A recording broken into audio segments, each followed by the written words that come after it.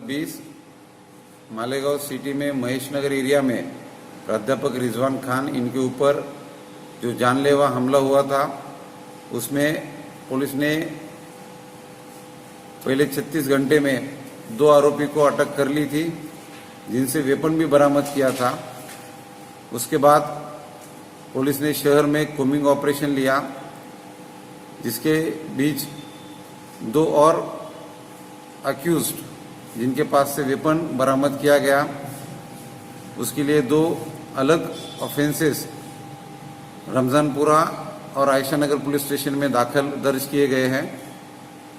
इसके बाद भी पुलिस अपना काम करती रहेगी। शहर में किसी को भी कोई खौफ या डर का माहौल है, ये सोचने की ज़रूरत नहीं है। पुलिस अपना काम कर रही है।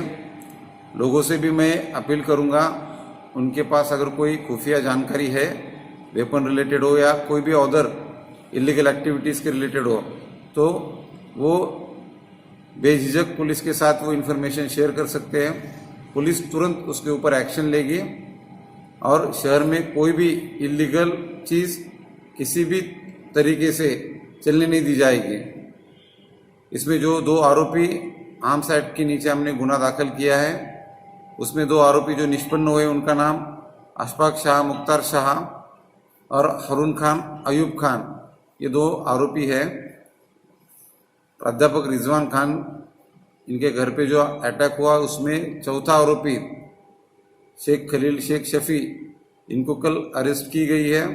उनको आज ऑनरेबल कोर्ट के सामने भी हमने पेश किया था और उनको कस्टडी भी मिली है। शुक्रिया। मालेगांव शहर में तमाम मालेगांव वासियों को रंग पंचमी के लिए हार्दिक बधाई हो।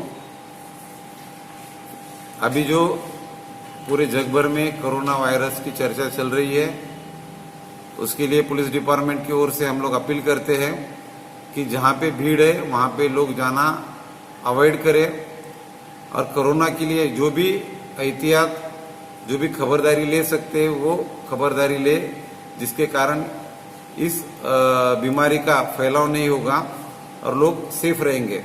शुक्रिया। सर